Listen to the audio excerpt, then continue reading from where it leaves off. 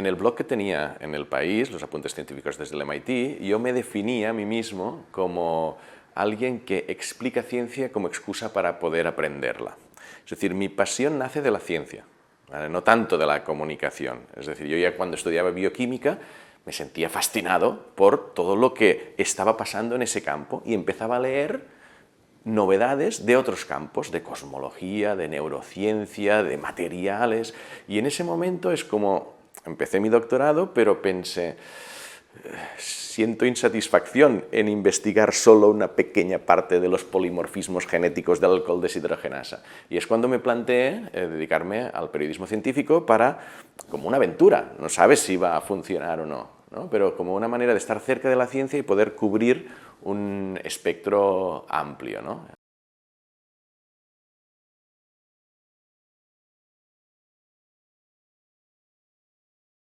Yo creo que mi etapa profesional en Estados Unidos me aportó tres cosas. Primero, una cercanía muy profunda, muy íntima a científicos de primer nivel. Y estuve en un fellowship en el MIT, Harvard, después trabajé en los Institutos Nacionales de Salud de Estados Unidos. Y claro, allí vas a fiestas y te encuentras postdocs. Es decir, no vas solo a la entrevista del momento o no solo lees el paper desde tu casa, sino que estás metido en grandes centros de investigación donde hay debates sobre lo que ocurrirá, donde explican interioridades de la ciencia, y entonces esto te da acceso a muy buena información. Y yo creo que esto fue un primer elemento importante. Después, en el fellowship, yo creo que me dieron una visión crítica de la ciencia que es necesaria para el periodismo científico. Yo antes me definía más como divulgador. El divulgador, pues, es un entusiasta de la ciencia que normalmente habla de las posibilidades y cuando algo no es del todo positivo, no es que lo esconda, pero no se dedica a contarlo porque va en detrimento de la misión final, que es convencer a la gente de que la ciencia es positiva. El periodismo es un poco más crítico en eso. Entonces allí me lo inculcaron mucho, ¿no? Y hacer preguntas difíciles, no solo preguntar lo que ya sabes que el científico te va a contar, ¿no? Y luego hubo un tercer elemento interesante, que es la cultura emprendedora que tiene Estados Unidos. Es decir, nosotros nos comportamos no solo por lo que queremos hacer, sino por cómo el entorno nos condiciona. Y yo, antes de ir a Estados Unidos, pues buscas trabajos, buscas que alguien te contrate. Y allí, en esa cultura tan emprendedora, digamos que yo cambié el chip y pensé en yo convertirme en una marca, en hacer mis propios proyectos, y así nacieron algunos de esos proyectos de libros, de programas, etc.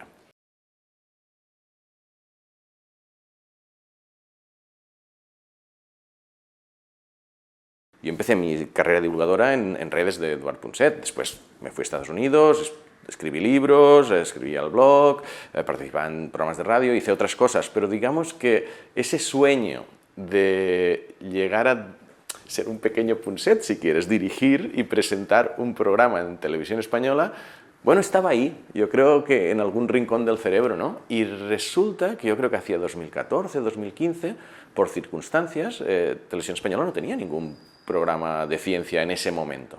Había hecho uno que se llamaba 314, no funcionó del todo, y entonces, ya habiendo escrito un libro que se llamaba El ladrón de cerebros, que es el germen del programa, donde el protagonista es un alter ego mío, es un personaje entusiasta que se mete en los laboratorios, que habla con los científicos, que intenta sacarles cosas interesantes. Entonces es cuando, con una productora, Minifilms, planteamos un proyecto de programa llamado El cazador de cerebros, que derivaba del ladrón de cerebros. La Televisión Española nos dieron la oportunidad, cosa que agradecemos muchísimo porque no teníamos una grandísima experiencia previa, funcionó y hasta ahora.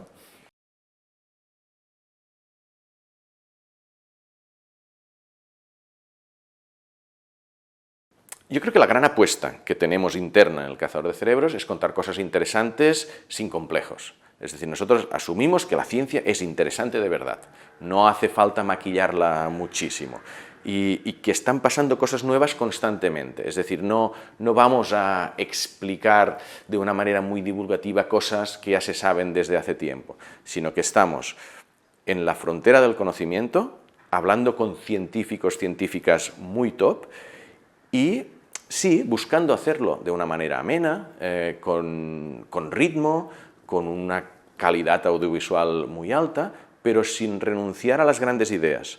No tenemos el complejo esto de tener que ser divertidos o tener que lo entienda la abuela. Es como que, bueno, renunciamos quizás a una parte de público que no tiene interés por la ciencia ni conocimientos y que, bueno, quizás hay otros espacios que llegan mejor a ellos, pero nosotros creemos que hay, y los datos lo demuestran, que hay un sector de población amplio que sí tiene curiosidad por la ciencia, sí tiene interés y que cuando le das algo que está trabajado y que va un poquito más allá, lo agradece.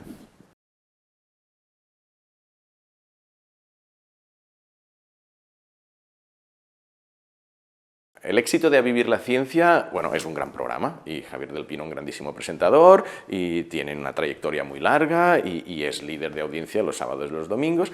El éxito de la sección de ciencia ya es más misterioso, porque yo creo que fue una apuesta inicial de Del Pino. Cuando empezamos eran 15 minutillos cada 2 semanas y veíamos que funcionaba y que la gente lo comentaba y entonces, pues bueno, pasamos a semanal y después ahora estamos a veces haciendo en franja de 10 a 11 la hora entera. Y los datos de audiencia ven que sí que funciona esa sección. Y no era algo que esperábamos, quizás, porque hay cosas de humor, hay cosas de actualidad, de política, bueno, de política menos, pero que la ciencia, bueno, yo creo que lo que demuestra es que sí que a la gente le interesa la ciencia. Es decir, que tú estás escuchando un programa de radio como el A Vivir, que es muy ameno, que te cuenta cosas diferentes, y de repente aparecen Javier Sampedro y Pérez Tupiñá contándote a veces algo de clima, a veces algo de cuántica, a veces de neurociencia, a veces de biotecnología o de biomedicina, y si te lo hacen de una manera amena, como conversación, con algún chascarrillo, y Javier del Pino redirigiéndonos cuando nos vamos por las ramas, gusta. Y yo creo que esto es muy notorio. Y déjame decirte una cosa, creo que en parte fuimos un poquito, o Javier del Pino fue un poco pionero en meter espacios de ciencia en programas de máxima audiencia y en buen horario, no solo arrinconados. Y a partir de ahí, ahora hay más espacios de ciencia, por lo menos en la cadena SER. Yo he visto que hay programas de máxima audiencia que también incorporan estas secciones de ciencia y en otras cadenas también. Es decir, que ha demostrado que funciona.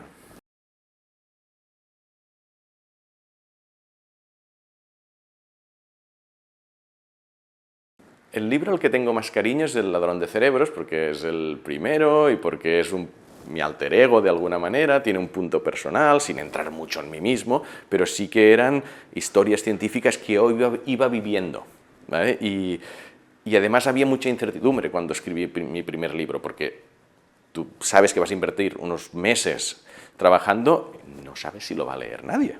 Entonces, que después funcionara, tuviera 5 ediciones, funcionara muy bien por América Latina, pues le tienes un gran cariño.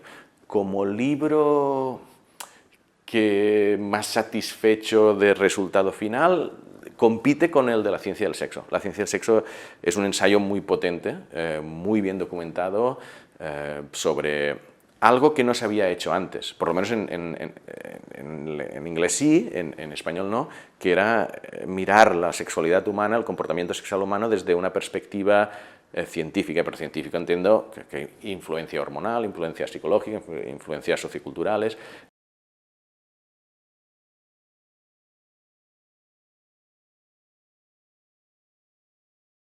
Yo creo que todos los periodistas o divulgadores tenemos nuestra propia receta para comunicar ciencia y que normalmente se basa en potenciar lo que tú sabes hacer bien.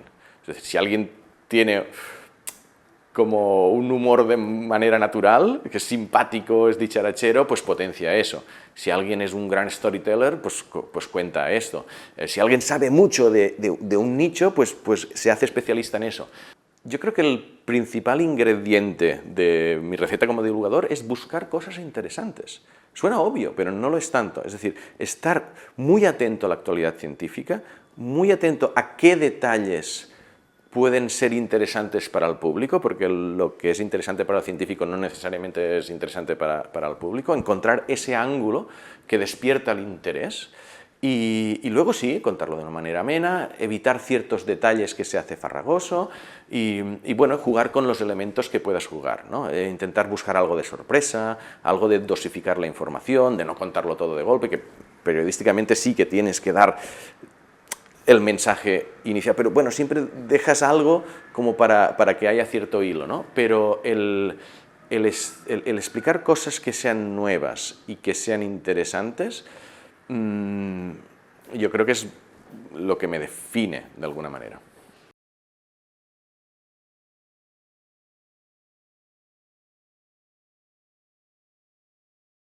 Estamos viviendo una explosión de las fake news, de los bulos, siempre ha habido, pero ahora hay unos canales, por las redes sociales sobre todo, donde pueden viralizarse mucho más.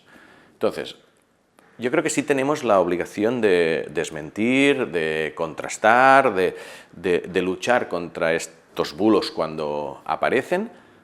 Hace años quizás no era tan necesario, es decir, hace años nos preocupábamos de las pseudociencias y pensábamos que si aparecía un loco diciendo que beber pis es sano o que la Tierra puede ser plana, quizás mejor no hablar de él para no darle más visibilidad. Pero claro, eso ha cambiado. Ahora los nichos de las redes sociales hacen que estas personas sí que lleguen a muchas otras. Entonces, obviamente nosotros tenemos que hacer unos desmentidos. O sea, obviamente nosotros tenemos que desmentir estos bulos y tenemos que contrastar esta información, pero insisto, creo que por el hecho de que esos mensajes tan salvajes son mucho más virales y no vamos a poder competir con eso. Yo creo que las plataformas tienen una responsabilidad. Esto se está debatiendo, hemos visto ejemplos de Twitter en Brasil, de lo que está pasando con Telegram, y yo creo que a un niño no le puedes dar un juguete que tenga el riesgo de atragantarse. El que fabrica el juguete tiene cierta responsabilidad. Las plataformas tienen que preocuparse de esto. Hay algunos líderes de plataformas que no están tanto por la labor, pero entonces es cuando la legislación se lo tiene que exigir.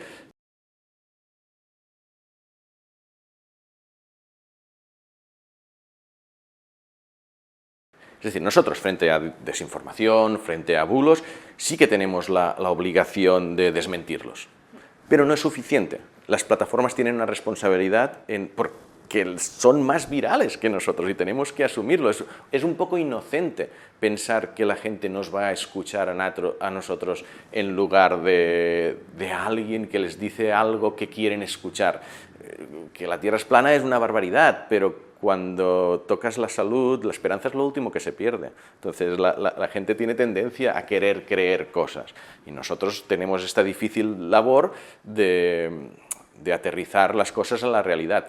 Pero cuando algo puede poner en peligro de diferentes maneras la salud pública o los temas políticos, sin duda, que nos quedan un poco lejanos, pero está todo relacionado, allí las plataformas tienen una responsabilidad y se les tiene que exigir con legislación que no sean herramientas tan peligrosas como yo y muchos otros consideramos que son.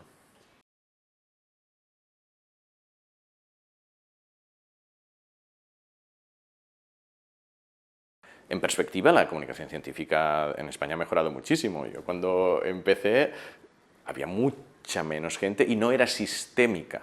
Es decir, había personas con iniciativas en diferentes medios que, luchando casi contra sus editores, exigiendo, dedicándole mucho esfuerzo, pues lograban poner ciertos espacios. Pero esos espacios dependían de esa energía y esa voluntad de personas individuales.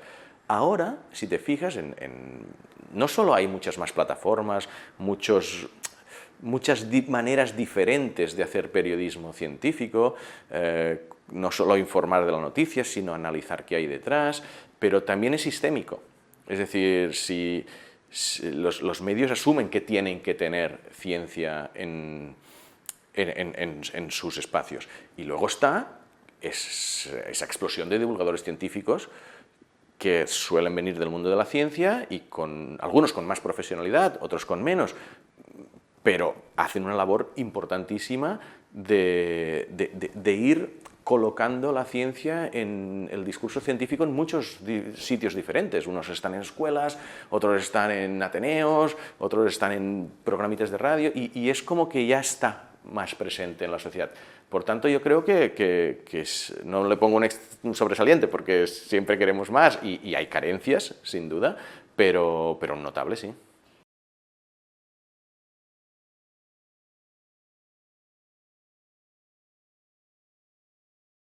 Si el objetivo final es que la gente esté mejor informada, yo creo que lo más eficiente es atacar la desinformación. Información científica de calidad, hay divulgadores buenísimos, periodistas científicos también, espacios en medios. ¿Qué pasa? Que competimos, sobre todo por redes sociales, con una gran cantidad de bulos o sandeces que dicen iluminados.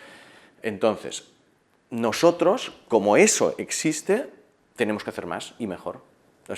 Lo estamos haciendo bien, pero no es suficiente, entonces faltan mucho más recursos. Y todo el mundo pide recursos, lo sé, pero yo creo que una apuesta convencida para poner la cultura científica más arriba de lo que está ahora, o sea, a nivel no solo de medios de comunicación, sino de campañas en ciudades, campañas incluso políticas. Se hacen cosas, pero muy modestas, y con muy buenas, y hay buenas ideas, pero les falta escalarlas un poco, ¿eh? Y ser más ambiciosos, y ser más sistémicos, trabajar de una manera más coordinada entre todos. Es como que todos tenemos nuestro nicho, yo estoy en el cazador de cerebros, otro estará en otro lado, y podría haber una planificación a un nivel más alto que impulsara todo, ¿no? Y yo creo que deberíamos poner de moda la ciencia.